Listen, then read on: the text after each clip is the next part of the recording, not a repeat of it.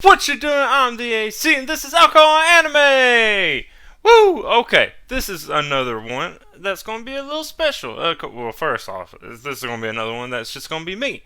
Even though I didn't see this movie alone, I'm talking about it alone because of the unique circumstance. So this is the second movie that I'm doing a podcast on that I went and saw in theaters. I am going to be talking about Jujutsu Kaisen Zero. Uh, I went and saw it in theaters with Blue, who has been on my podcast before, but just because being busy and whatever, I decided to just go ahead and do this podcast myself and not bother anyone because I don't want to forget too much about it before I do. Because by this point, it has been a couple weeks. I wanted to put the podcast out right after the movie it was out of theaters or whatever. I didn't. That way, people have a chance to go watch it. I don't know if that's the kind of strategy that actually works out, or I should be taking with this. I feel like a podcast would be kind of like almost advertising for the film, but me talk about it, get people interested in it in case they haven't seen it, then go do it. But since this is also a very spoilery kind of podcast, I'm going to talk about pretty much everything I can think of. I was like, I'll let people watch it first. That way, I don't spoil anything for them, I guess. But before I actually go and start talking about all the movies, yes, because this is alcohol and anime, I'm going to talk about my alcoholic choice for this. That I'm drinking right now because, of course, going and seeing the movie since it was in theaters and our theater doesn't have a bar inside. Uh, I also had to drive, so no drinking while watching the film. Even though, of course, I always wish I could. That's why I miss living in a city with buses on that, so I could go get drunk, watch the film, get more drunk, and then take a bus home or an Uber. I could have still done that, but that's more expensive. So yeah, I couldn't drink while watching the film. Probably should have just came right back home, drank a lot more, and then did the podcast. But I don't know. I didn't do that. Instead, I'm doing it a couple weeks later, and drinking. I started drinking just before I started recording, a little bit. But I do have a very unique and somewhat original drink that I picked for this one. Uh, in my thinking for what I should drink for this film, at first I was wanting to focus on the zero. And I was like, okay, let's see, get some drinks. And I was like, there's like these beer seltzers that are like zero sugar, zero blah blah blah blah. I'm like, yeah, I don't want to really do that. And that's kind of lame. This is a really cool movie. I want something that's going to be really cool to drink, but nothing really. I could not really think of anything that had to do with zero. So then I was like, Normally, when I watch these films or whatever, I don't know enough about the film to make a good guess on what to drink, but I've already seen this one, so I can make my drink based on what I already know.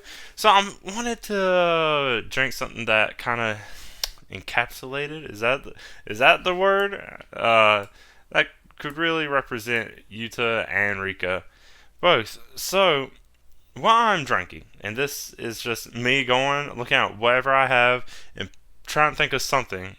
I didn't even look anything up.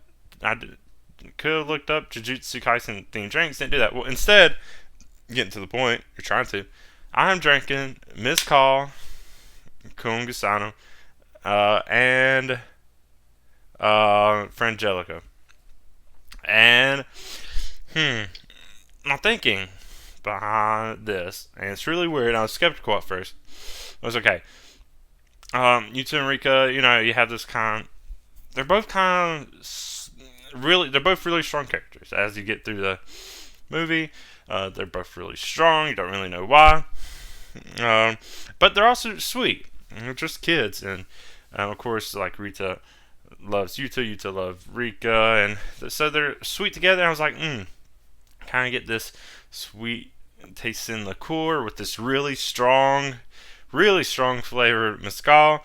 And I was like, oh, what if I mix them together? It'll be kind of a duality. It'll be two of them, And since they're both kind of similar characters in a way, and besides one being dead and one being alive, I was like, both of these drinks represents both of them, but there's two of them, and it's like, and coming into one, it's like a whole web of me trying to say why this is going to be a good drink to fit while I record this podcast. And that is the excuse I came up with. But when I picked the two of them originally, it was zero thought. So that can be where the zero comes in, maybe?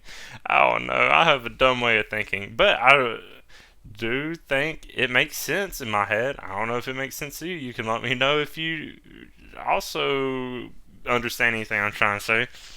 But yeah, mezcal and frangelico, I was really skeptical of it. After I decided this, I did look at it. I was like, is this even safe? Is this a safe thing to drink? Because I was not scared. I was a little intimidated. Because, I mean, of course, I've drank both of them before, but they're so different. I was skeptical of if they would even be good. And all I look for is, like, is it okay to mix mezcal and frangelico? And, one of the things is, like, yeah, one thing that goes well with frangelico is mixing it with tequila. I was like, okay, I guess that's close enough. So, yeah, I mixed it. And, big reveal, holy shit, is it surprisingly good. And just, I don't know how to explain it. Like, somehow it tastes perfectly like both of them are in there, and yet, like, you can't notice them. It's really, it doesn't taste like they're separate. But definitely, you can definitely taste both of them. I don't know. It's almost mind-boggling how good it is. I put 2 pieces of ice in it just to get it a little cooler, and because the two of the drinks, blah blah blah. Wow, it's just I was blown away. Honestly, because it's still a really strong drink. You used to get that initial sweetness, and then the mezcal comes up afterwards, and it's just like, whoa. Really, it'd probably be a great drink to take a shot of, and that's what I thought about doing originally, but I just want to have a nice drink to sip, and I normally sip both of them anyways. I'm not really, do I take shots of tequila? I don't really even take shots of tequila either. Yeah, I mainly sip. I don't take much shots of stuff anymore anyways, but yeah, I sip a lot. Even tequila back in the day. Still, when you slip it, what do I take shots of? I take shots of rum, usually. If I take shots of anything. Or sometimes, when I'm drinking for other people, they want to take shots of whiskey. Sometimes if somebody I'm with really wants to take a shot of tequila, I do that. And that's the only time, really. Normally, yeah, sip and drink. So, sipping on both of them. I haven't thought of a name. I thought I'd just name it, YutaRika. Rika Yuta. A YutaRika? Yeah, that works. A YutaRika. One word, but the Y and the R both still individually capitalized, but still YutaRika. But of course, I don't think this is like a completely new thing. I didn't even look up if it's actually a real drink already. I guess I could, but I'm not going to. I'm going to let myself, at least for the sake of this podcast, let myself believe it's a completely original thing, which I don't do for some reason on here. I've talked about original kind of drinks to represent characters and stuff. I haven't made them though, not myself. I guess this is the first one. So YutaRika or Yuta and Rika. I like a YutaRika. That one I feel like rolls off the tongue better. A YutaRika. But yeah, it also goes in the fact, of course, Rika's dead and whatever, and mezcal being this kind of straw and that intimidating part. But there was another, I think it's tequila. I was wanting to get the kind of tequila bottles that is just a skull, like a glass skull. But those are expensive. And I didn't want to get that just for this, and it not completely fit because I don't know. It doesn't. Yeah, it kind of the same idea. But I wanted something, at least something a little more creative, because let's be fair, I'm not the most creative when I'm doing these drinks. But at least I'll try it. So that's what I'm drinking for today. But that's my one creation, my YutaRika. Maybe I'll come up with something else in future podcasts. But I guess I can talk. I want to talk a little bit about drinks for other characters that are in here. So we have the original series, second years are now first years, and I don't. Hmm. Hmm. Hmm. Hmm. I'm not exactly sure how to make drinks for all of them, but I do want to at least mention uh, Toge Inumaki. Though, since he just says like sushi ingredients and stuff like that, if there was ever a drink I would make for him, it would have to be something fishy. Like, I know that sounds gross, but I'm sure it can easily be pulled off. Or something fish like. I don't know. I don't know what to do. There, somebody out there who's going to be a genius mixologist could make some kind of fish like drink that would be great, and that would definitely go for Toge. Panda, I don't know. I feel like Panda is typically seen as Chinese, some kind of Chinese liquor mixed, something strong because Panda's strong. Uh, but he is. I don't really know anything about Chinese liquors, so I'm just gonna say broadly some kind of Chinese liquor, maybe mixed with something else. And then, I'm trying to think of maki. Uh, oh, it'll probably be me, but not even an alcoholic drink. Uh, or something for because Maki uh can't even like see things without her glasses. I'm pretty sure that's how it goes or whatever.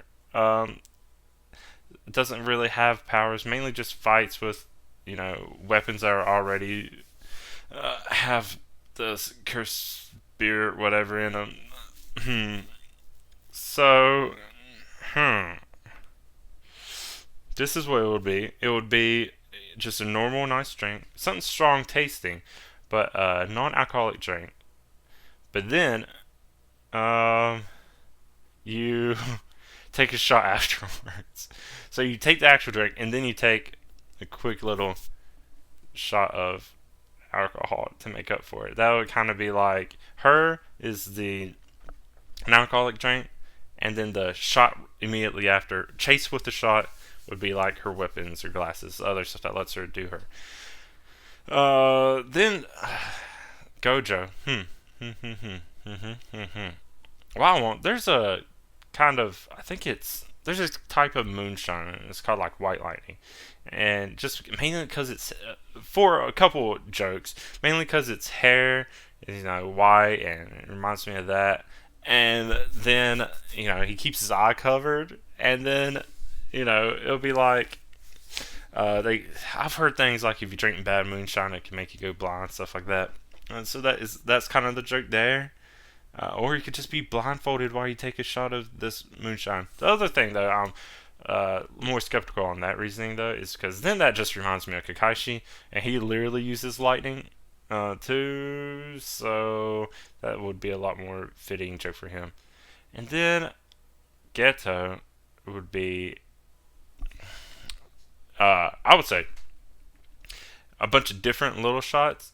They can be all mixed together, or you take them back to back.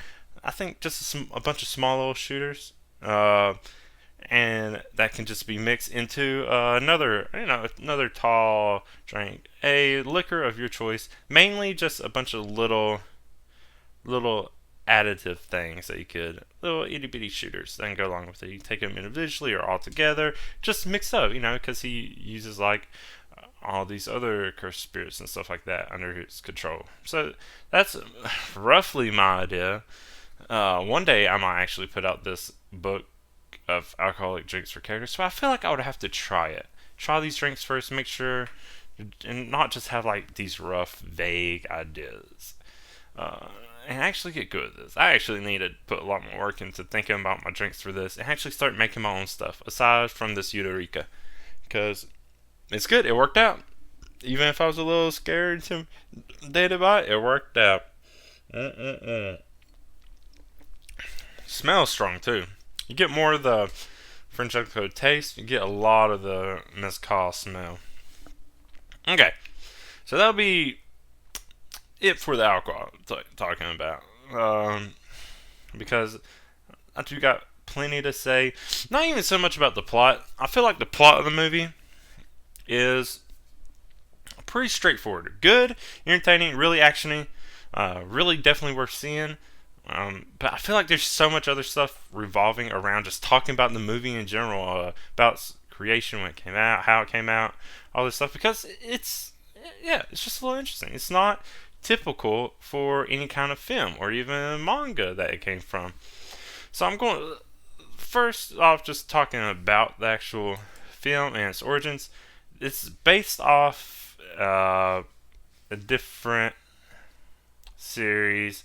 Okay, so of course it's based off like Jujutsu Kaisen, but Jujutsu Kaisen is actually a sequel to the original manga that was called Tokyo Metropolitan Curse Technique School, which I guess is later just retitled Jujutsu Kaisen. Yeah, this originally came out in 2017. It was short, one volume, and then what everyone knows today as Jujutsu Kaisen, that manga started after this. So, yeah, technically, Jujutsu Kaisen's a sequel, meaning Jujutsu Kaisen 0, is not a prequel. It was the main starting point of all of this. Weird. It's a weird way to do this. But of course, as a film, or as the anime adaptation, it started with Jujutsu Kaisen. And then they're releasing Jujutsu Kaisen 0, the film, as a prequel, because Yuta is supposed to come back eventually in this next season, or something like that. Yeah, and it all makes sense. I can see, usually I'm like, they should just stuck with doing it how it should have been. But no, I actually, for once, see why they would have done this as a movie. Because one volume isn't really that much. I haven't been able to read it yet. I'm going to have to eventually look for it, I guess. But, actually, hasn't came out? Oh, yeah, that volume manga did come out in English in the beginning of 2021, January 5th, 2021. Only 4 chapters, so yeah, really short. So it's, I don't know, I guess it was never intended for this to go on in Jujutsu Kaisen. It just did. Or maybe it was all planned like this to begin. I don't know exactly what Akutami was plan was when he did all this, but it was really cool how it all turned out. And apparently the film, of course, because there's not a lot to go on, added more to it, which you normally also don't see, because the film was only a little over an hour and a half long.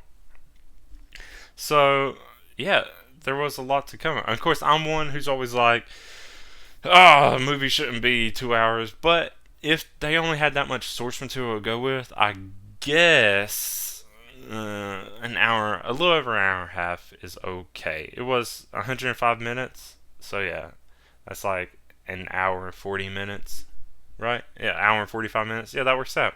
Okay, that's understandable, and it's not too far off. It's still longer than other anime films that have came out recently, so I'm fine with that. But yeah, so the film came out in Japan originally, December 2021.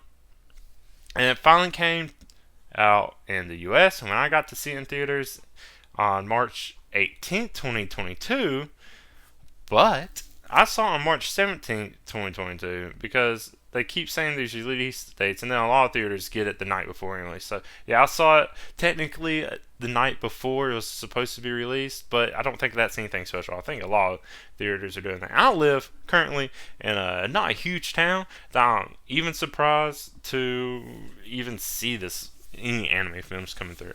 I don't know if I had to, but I doubted it so much. Even when I went and saw the new My Hero Academia movie, I drove or rode an hour to a much larger city because I didn't think mine was going to have it. Turns out it did. I didn't even bother looking enough to see if it would be because I just doubted it. Of course, I miss living in Hawaii when I don't have to doubt any of that, and I can be sure they're going to be there. But those are packed, and those sell out, and that was awesome. Of course, me living in a much smaller city now, they're not that packed anymore. But also, it ran for a couple weeks. It wasn't even a one-time showing. So that's awesome that they're doing that in the U.S. now, even in these small towns. I thought, if anything, it would be like one of those 2 showing kind of deals. So I'm pretty sure it lasted for a couple weeks. And that's kind of why I waited so long to even record this. That and procrastination, all that kind of stuff. So yeah, it was cool. Really worth going to see in theaters. Blue thought about going to see it again. I should probably got Blue on this podcast, but that's fine. He's busy. I don't want to bug him too much with this, and it gives me more time to just figure out when to record it myself. Whatever.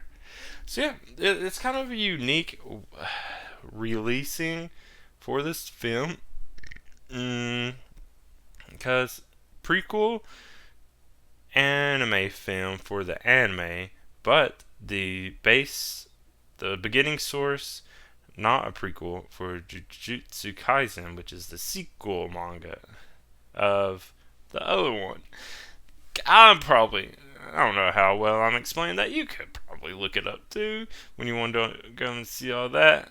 But yeah, it's just really cool. Apparently, of course, they didn't do this at my theater.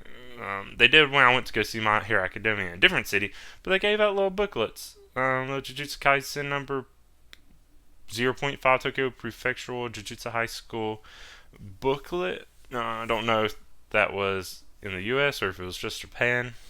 Would have been really cool. I have 2 of the My Hero Academia booklets, because I got one when I went and then somebody else gave me theirs.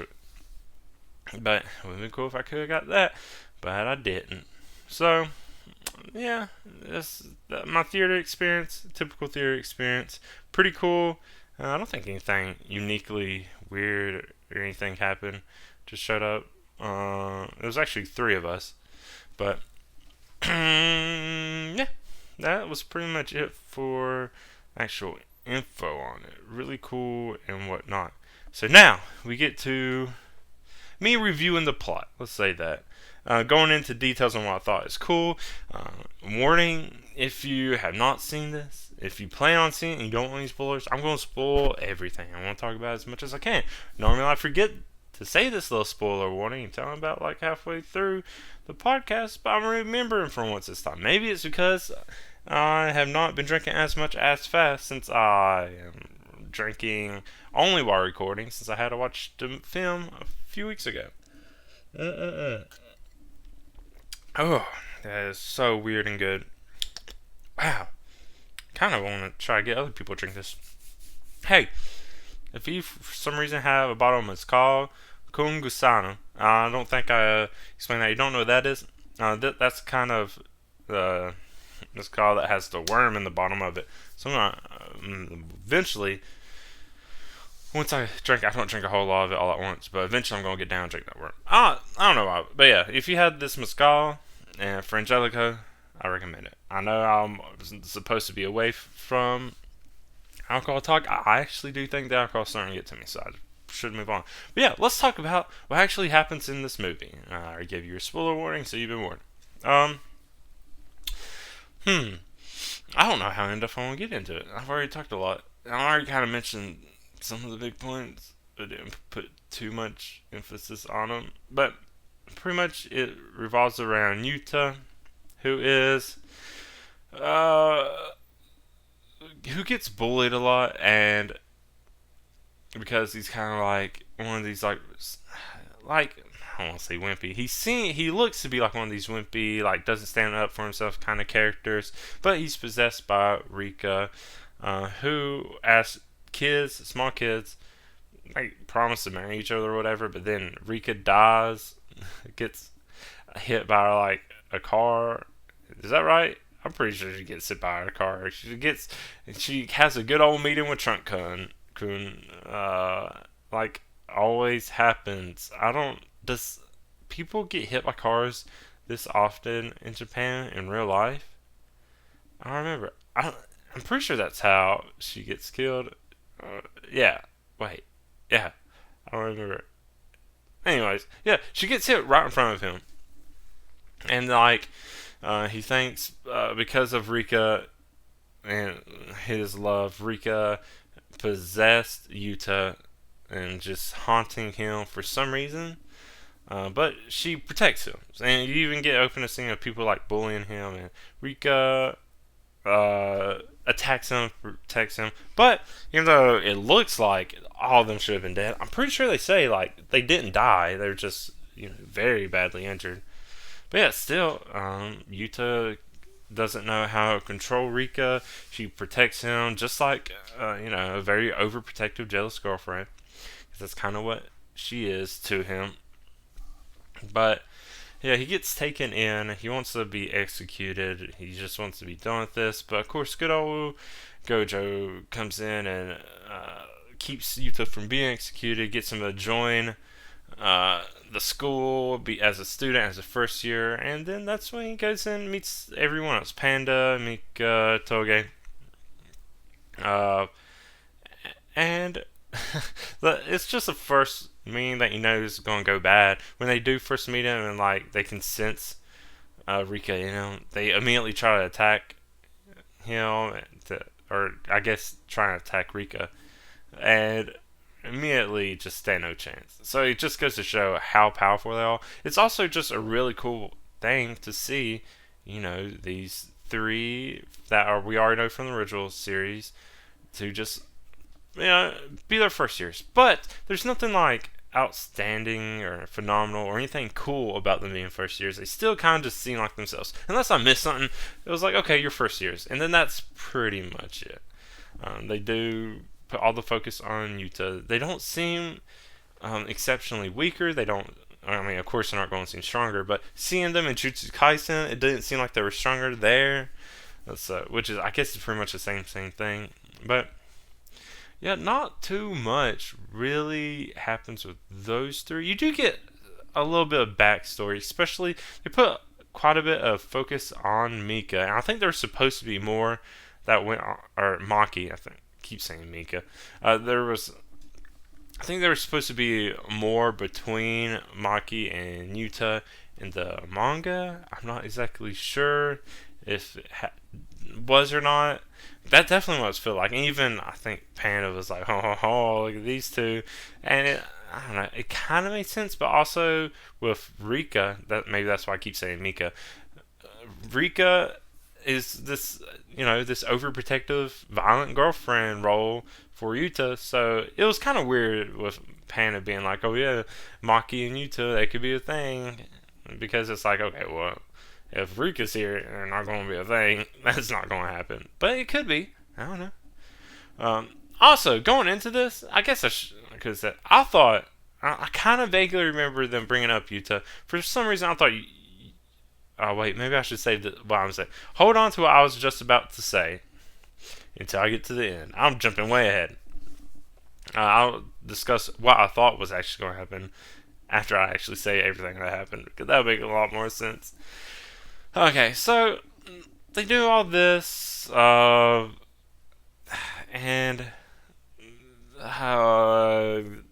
Yuta's kind of becoming part of the team. He's not very good at anything.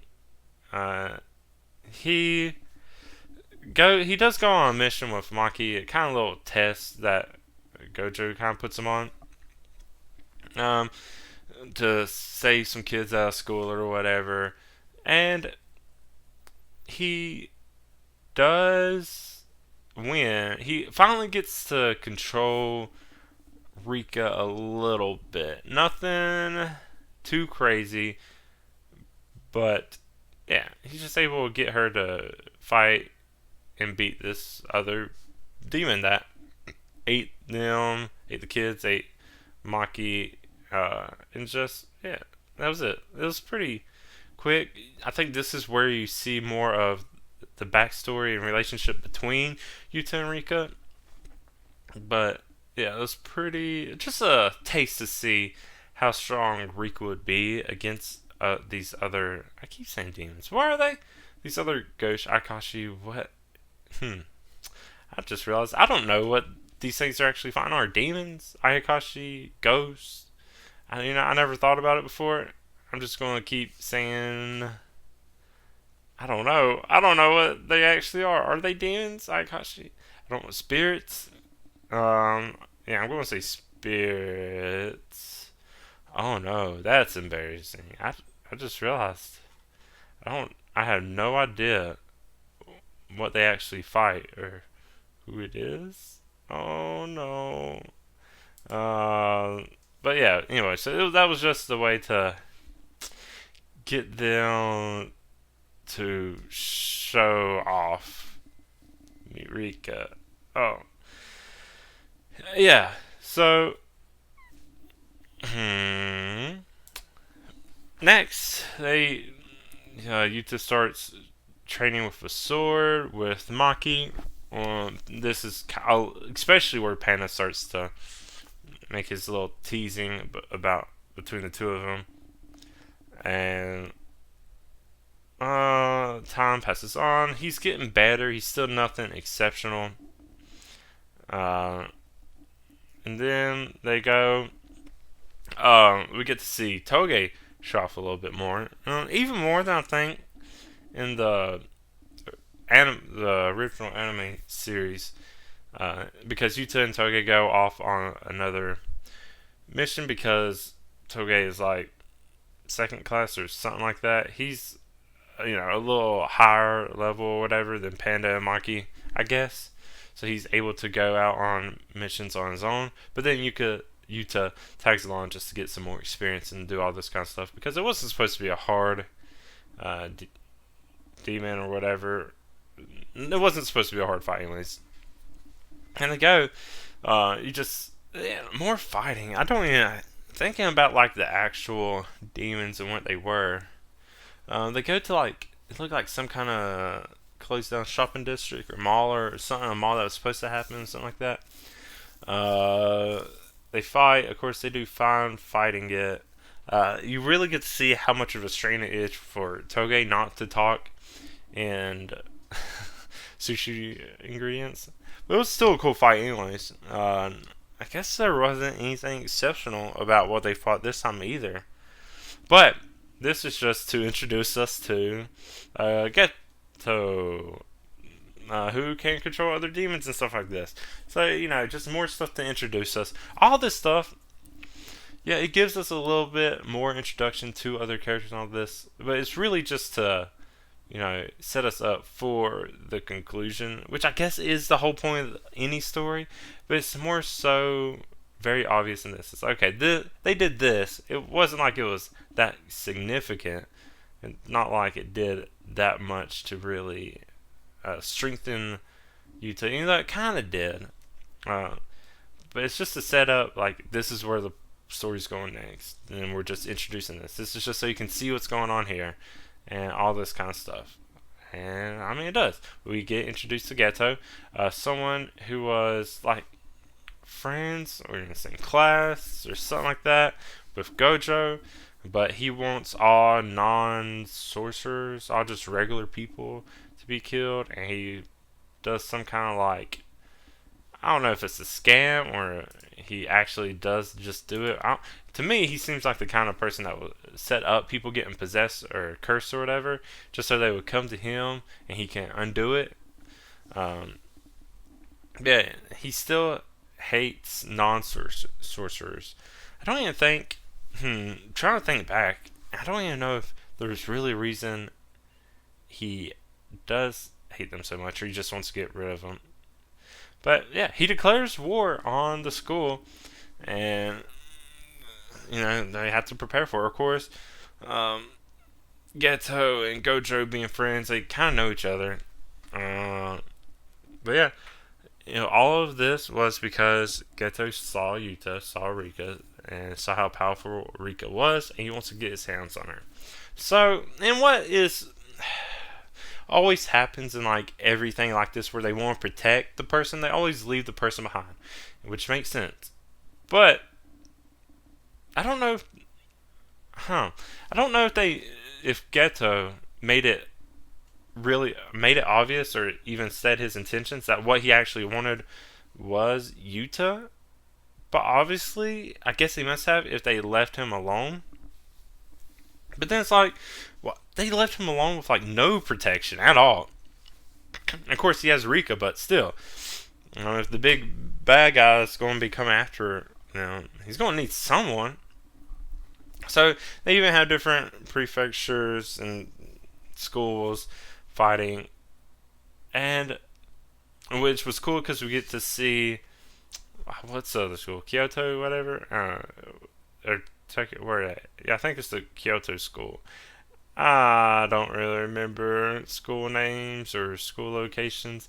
Probably should have, but you get to see more of those characters, which is cool to see them back and doing whatever.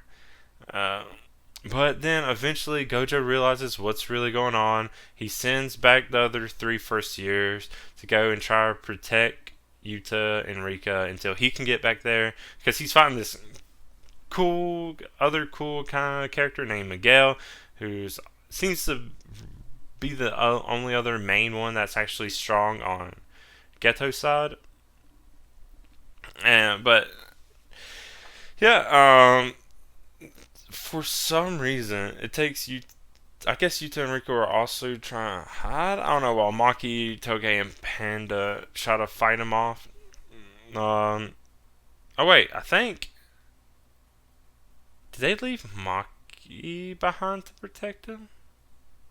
Maybe they might have left Maki behind. And then he sent back Toge and Panda because they were trying to get back inside of the barrier. So I think that's what happened. Maki stayed behind. Don't know why. Uh, and then the other two come and try to help. But of course, those three get beaten terribly. Like it was still cool. It was still some cool kind of fighting. But yeah, they didn't stand a chance at all.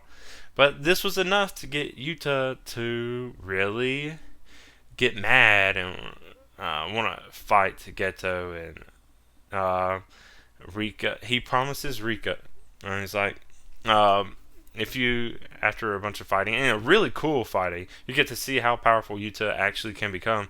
But he promises Rika is like, if you give me all your power or something, or give me all the power you can, and I can take, then he will give himself up to her so that she can move on. But so this is assuming he's going to die. And he becomes insanely strong. I mean, it's obvious he's like already much stronger than Geto, pretty much. And but I think, they do share power. I think when he finally gives himself up. Sorry if I'm getting all this mixed up. I'm trying to remember all this stuff from memory, and how it all played out. Okay, so he was already really strong, and using them sharing their power, which is really cool. And then when he said he'll give himself up, it was for one final really strong attack to go against Geto, and it works.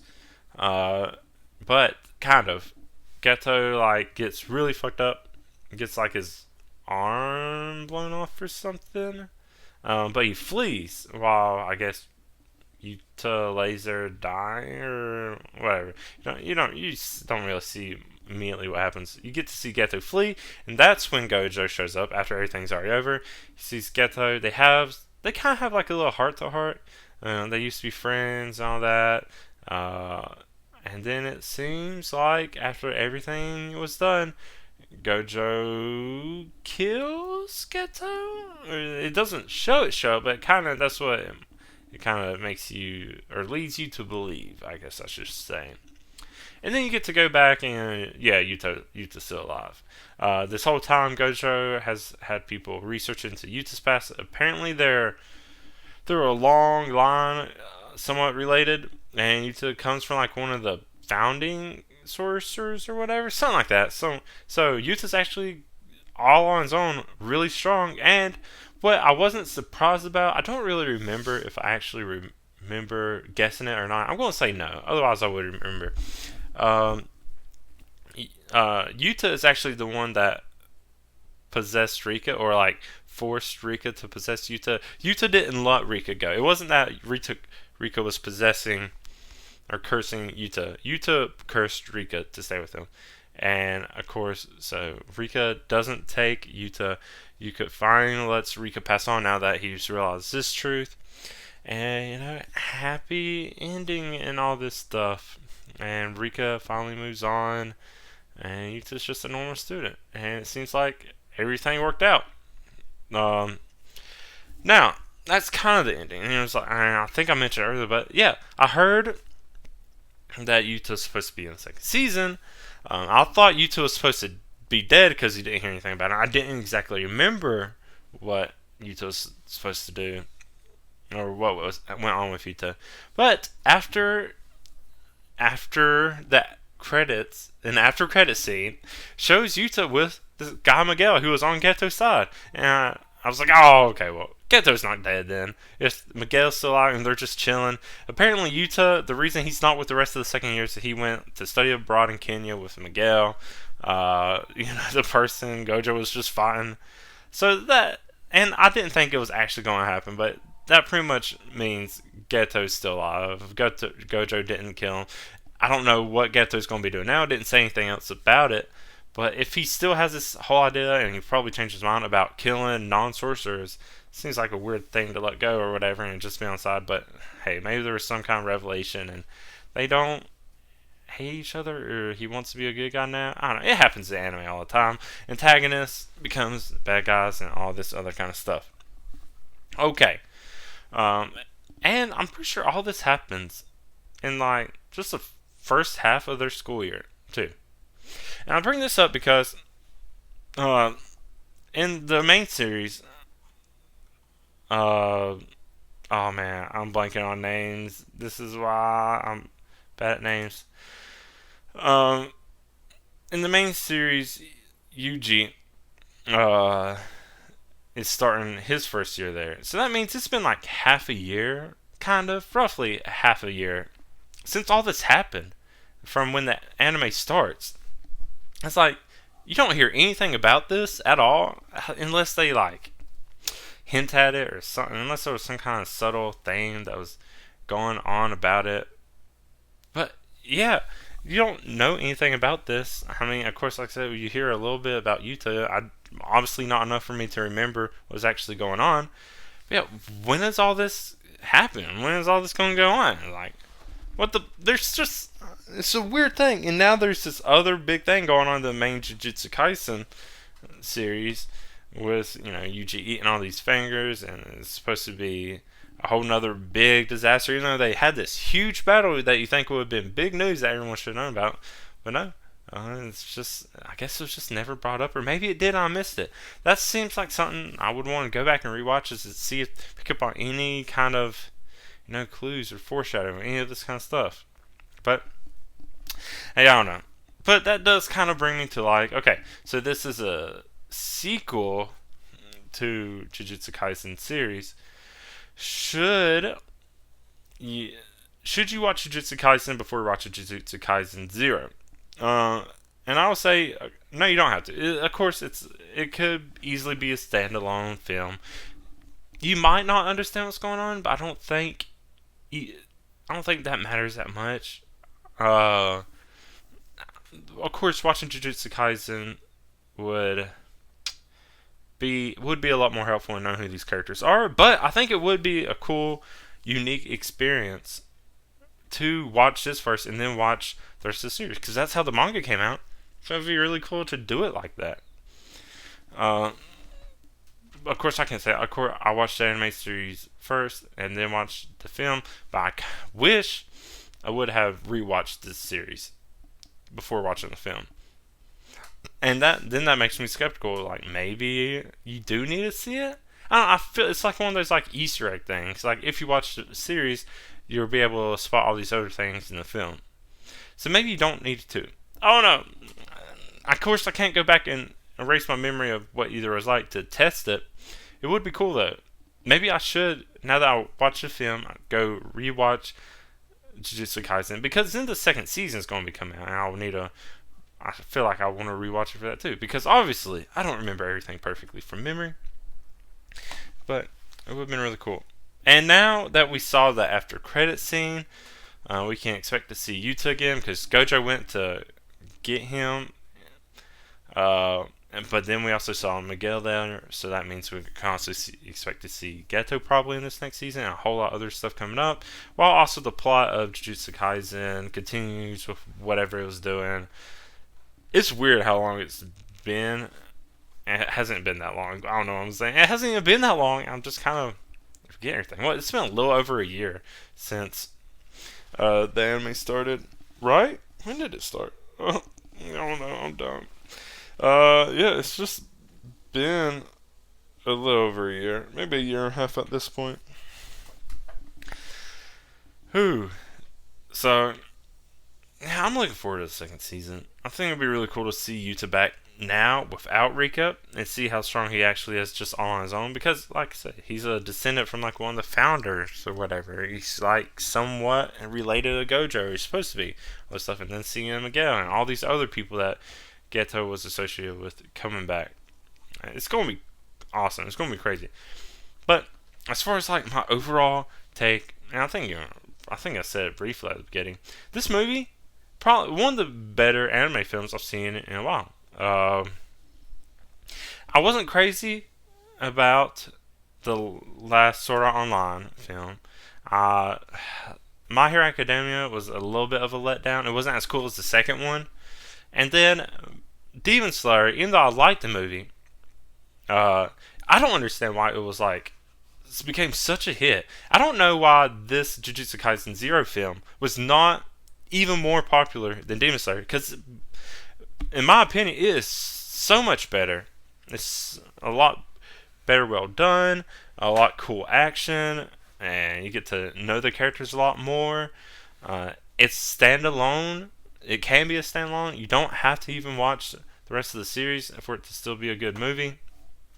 Yeah, it's not as long. It's not as long as Mugen Train, but it's close. And Mugen Train, the thing that really let me down is the fact that it was turned into kind of a series season before the Entertainment District arc came out in the anime, and they added an episode just to get to know the Flame Hashira better.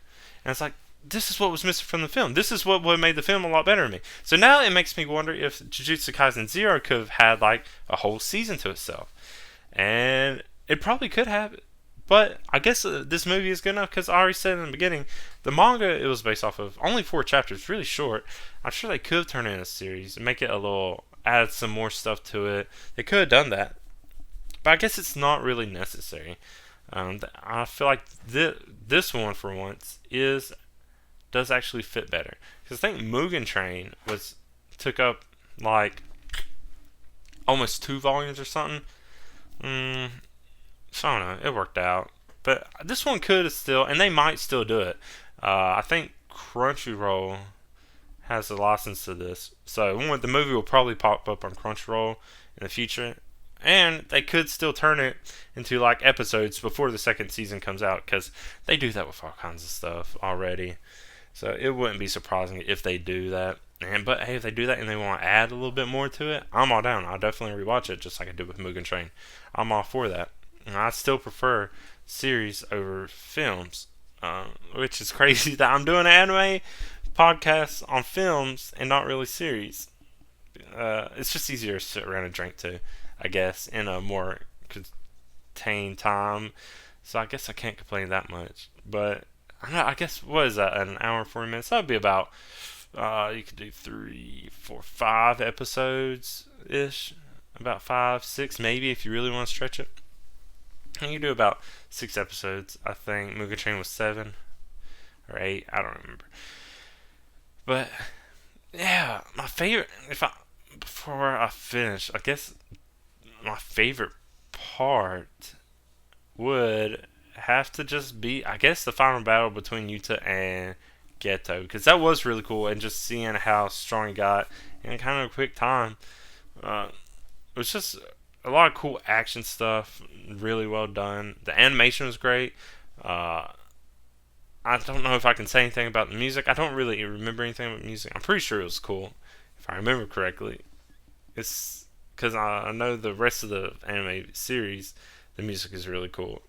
Oh, actually, going into this is completely related, so I guess you don't have to pay attention to this.